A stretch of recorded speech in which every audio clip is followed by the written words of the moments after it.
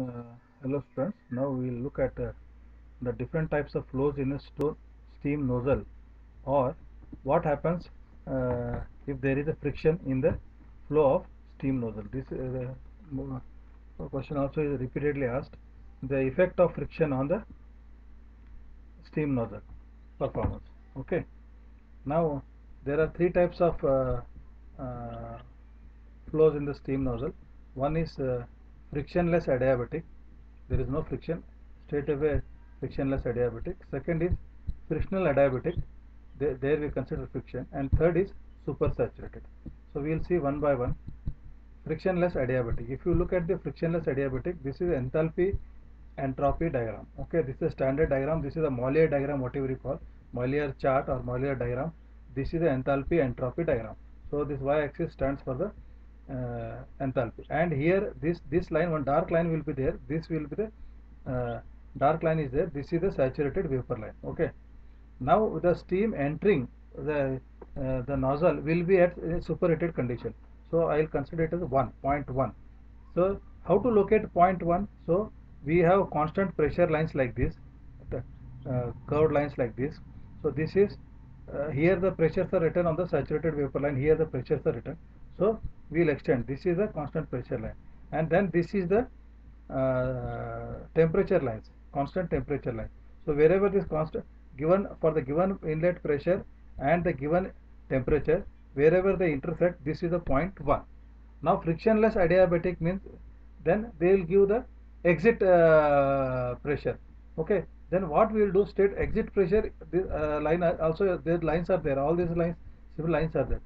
So constant frictionless adiabatic means straight away with this isentropic line we will drop the line till it cuts the exit pressure.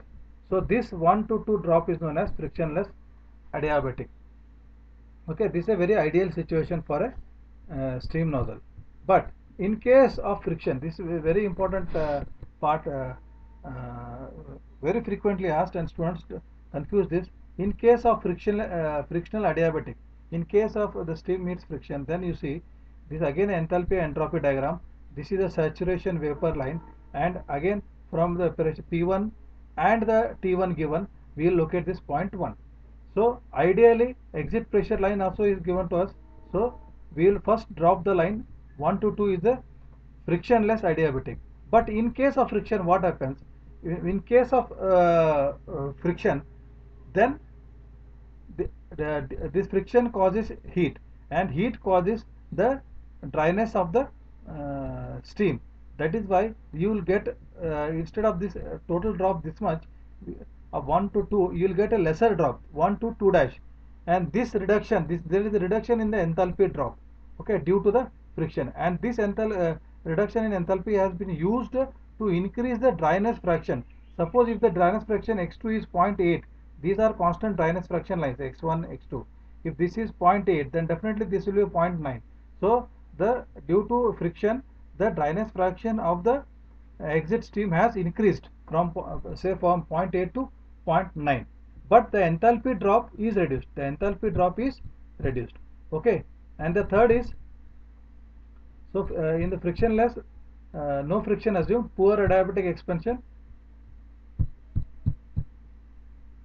Okay, then frictional adiabatic, here you have seen friction resistance flow increases the heat, and steam heat increases the dryness fraction. Then comes a supersaturated flow. In a converging diverging nozzle, it occurs in the divergent portion. When exit divergent portion, steam is passed through the nozzle, the velocity increases. Here we are seeing it goes to supersonic speeds. Further expansion in divergent portion takes place very rapidly. Steam does not have time to condense.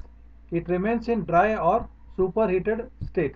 This type of flow is known as supersaturated flow or metastable flow. So in supersaturated flow, which happens in the divergent portion, like the exit after the throat to the exit, here steam does not have time to condense. It remains in dry and superheated state, and thus this flow is known as superheated, supersaturated or metastable flow. What happens? The main effects are the enthalpy and specific volume of the steam increases,